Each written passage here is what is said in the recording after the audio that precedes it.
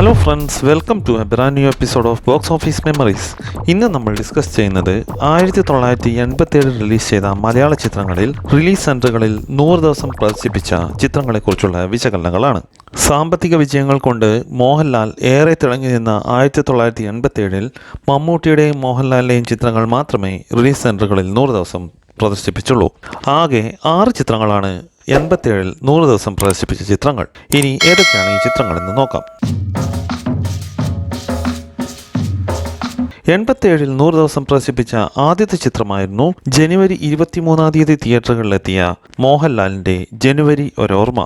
ജോഷി സംവിധാനം ചെയ്ത ഈ ഫാമിലി ഡ്രാമ ചിത്രം മികച്ച മൗത്ത് പബ്ലിസിറ്റിയുടെ പിൻബലത്തിൽ കുടുംബ പ്രേക്ഷകരുടെ പിന്തുണയോടെ മികച്ച വിജയമാണ് അക്കാലത്ത് നേടിയത്. ജനുവരി ഒരോർമ്മ 16 സെൻറ്ററുകളിലാണ് റിലീസ് ചെയ്തത്. കലൂർ ഡെന്നിസും AR മുകേഷും തിരക്കഥയൊരുക്കിയ ഈ ചിത്രം മോഹൻലാലിൻ്റെ സൂപ്പർ താര പദവിക്ക് കൂടുതൽ തിളക്കം നേടിക്കൊടുത്ത ചിത്രമായിരുന്നു. സുരേഷ് ഗോപി പ്രതിനായക വേഷത്തിലെത്തിയ ഈ ചിത്രത്തിൽ MG സോമൻ, ജയഭാരതി, ലാലു അലക്സ്, ജഗതി ശ്രീകുമാർ, രോഹിണി തുടങ്ങിയവരായിരുന്നു പ്രധാനപ്പെട്ട വേഷങ്ങൾ കൈകാര്യം ചെയ്തത്. കാർത്തികയായിരുന്നു ഈ ചിത്രത്തിൽ മോഹൻലാലിൻ്റെ നായികയായി എത്തിയത്. ഈ ചിത്രം 2 സെൻറ്ററുകളിലാണ് 100 ദിവസം പ്രദർശിപ്പിച്ചത്. എറണാകുളത്തും തിരുവനന്തപുരത്തുമായിരുന്നു ഈ ചിത്രം 100 ദിവസം പ്രദർശിപ്പിച്ചത്. ഔസേപ്പച്ചൻ സംഗീത സംവിധാനം നിർവഹിച്ച മനോഹര ഗാനങ്ങൾ കൊണ്ട് സമ്പന്നമായ ജനുവരി ഒരു ഓർമ്മ സൂപ്പർ ഹിറ്റ് സ്റ്റാറ്റസ് ആയിരുന്നു അക്കാലത്ത് നേടിയെടുത്തത്. 87 100 ദിവസം പിന്നിട്ട രണ്ടാമത്തെ ചിത്രമായിരുന്നു മമ്മൂട്ടിയും മോഹൻലാലും ഒരുമിച്ച് അഭിനയിച്ച അടിമകൾ ഉടമകൾ. ഏപ്രിൽ 10 തിയേറ്ററുകളിലെത്തിയ ഈ ചിത്രം IV ശശിയായിരുന്നു സംവിധാനം ചെയ്തിരുന്നത്. 20 സെൻറ്ററുകളിലാണ് അടിമകൾ ഉടമകൾ റിലീസ് ചെയ്തത്. T ദാമോദരൻ തിരക്കഥാ സംഭാഷണം ഒരുക്കിയ അടിമകൾ ഉടമകൾ സമകാലീന രാഷ്ട്രീയ സാമൂഹ്യ പ്രശ്നങ്ങൾ കൈകാര്യം ചെയ്ത ചിത്രമായിരുന്നു. മമ്മൂട്ടിയും മോഹൻലാലും ഒരുമിച്ചതുകൊണ്ട് തന്നെ വമ്പൻ ഇനീഷ്യലുമായി പുറത്തിറങ്ങിയ ഈ ചിത്രം പ്രേക്ഷകർ ഇരുകൈ നീട്ടി സ്വീകരിച്ചു. അതുകൊണ്ട് തന്നെ 87 മികച്ച വിജയം കൈവരിച്ച ചിത്രങ്ങളിലൊന്നായിരുന്നു അടിമകൾ ഉടമകൾ.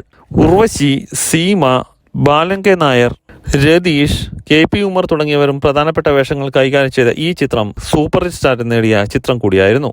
ഇതിൽ എറണാകുളത്താണ് ഈ ചിത്രം 100 ദിവസം പ്രദർശിപ്പിച്ചത്. സെഞ്ചുറി ഫിലിംസ് നിർമ്മിച്ച ഈ ചിത്രത്തിൽ ഗാനങ്ങളൊന്നും ഉണ്ടായിരുന്നില്ല. 87 100 ദിവസം പ്രദർശിപ്പിച്ച മൂന്നാമത്തെ ചിത്രമായിരുന്നു മെയ് 13 തിയേറ്ററുകളിലെത്തിയ മോഹൻലാലിൻ്റെ 20-ാം നൂറ്റാണ്ട്. മോഹൻലാലിൻ്റെ ആക്ഷൻ ഹീറോ ഇമേജിന് വേറൊരു മാനം നൽകിയ ഈ ചിത്രം കേമതുവായിരുന്നു സംവിധാനം ചെയ്തിരുന്നത്. 13 സെൻറ്ററുകളിലാണ് 20-ാം നൂറ്റാണ്ട് റിലീസ് ചെയ്തത്. SN സ്വാമിയുടെ ചടുലമായ തിരക്കഥയുടെ പിൻബലത്തിൽ മികച്ച മൗത്ത് പബ്ലിസിറ്റിയിലൂടെ ഗംഭീര വിജയം കൈവരിച്ച 20-ാം നൂറ്റാണ്ട് മോഹൻലാലിൻ്റെ കരിയറിലെ തന്നെ ഏറ്റവും കൂടുതൽ വിജയം നേടിയ ചിത്രങ്ങളിലൊന്നായി ഇന്നും കണക്കാക്കപ്പെടുന്നു. സുനിത പ്രൊഡക്ഷൻസ് നിർമ്മിച്ച ഈ ചിത്രത്തിൽ സുരേഷ് ഗോപിയായിരുന്നു വില്ലൻ വേഷം കൈകാര്യം ചെയ്തത്. അംബികയും ഉർവശിയും നായികമാരായി എത്തിയ ഈ ചിത്രത്തിൽ മോഹൻലാൽ അവതരിപ്പിച്ച സാഗർ ഏലിയാസ് ജാക്കി എന്ന കഥാപാത്രം താരത്തിൻ്റെ മികച്ച കഥാപാത്രങ്ങളൊന്നായിരുന്നു. ഈ ചിത്രം 2 സെൻറ്ററുകളിലാണ് 100 ദിവസം പ്രദർശിപ്പിച്ചത്. തിരുവനന്തപുരം ധന്യാരമ്മ കോംപ്ലക്സിലും എറണാകുളം മൈമൂൺ ലുലു കോംപ്ലക്സിലുമാണ് ഈ ചിത്രം 100 ദിവസം പ്രദർശിപ്പിച്ചത്.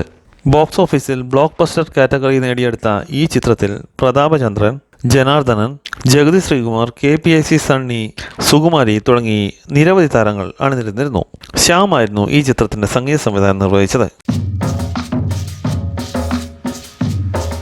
87 100 ദിവസം പ്രദർശിപ്പിച്ച അടുത്ത ചിത്രമായിരുന്നു മമ്മൂട്ടി നായകനായി എത്തിയ ന്യൂഡൽഹി. 87 ജൂലൈ 24 തിയേറ്ററുകളിലെത്തിയ ഈ ചിത്രം തുടരെ പരാജയങ്ങളുമായി നിന്നിരുന്ന മമ്മൂട്ടിക്ക് സൂപ്പർ താര പദവി അരക്കെട്ടുറപ്പിച്ചു കൊടുത്ത ചിത്രമായിരുന്നു. ജൂബിലി പ്രൊഡക്ഷൻസ് നിർമ്മിച്ച് ജോഷി സംവിധാനം ചെയ്ത ഈ ചിത്രം ഡൽഹിയുടെ പശ്ചാത്തലത്തിലായിരുന്നു പറഞ്ഞിരുന്നത്. ന്യൂഡൽഹി 17 സെൻറ്ററുകളിലാണ് റിലീസ് ചെയ്തത്. ഡെന്നിസ് ജോസഫിൻ്റെ മികച്ച തിരക്കഥയുടെ പിൻബലത്തിൽ മൗത്ത് പബ്ലിസിറ്റിയിലൂടെ ഗംഭീര വിജയം കരസ്ഥമാക്കിയ ന്യൂഡൽഹി എറണാകുളത്തും കോഴിക്കോടുമാണ് 100 ദിവസം പ്രദർശിപ്പിച്ചത്. എറണാകുളം സരിത കോംപ്ലക്സിലും കോഴിക്കോട് ബ്ലൂ ഡയമണ്ടിലുമാണ് ഈ ചിത്രം 100 ദിവസം ഓടിയത്.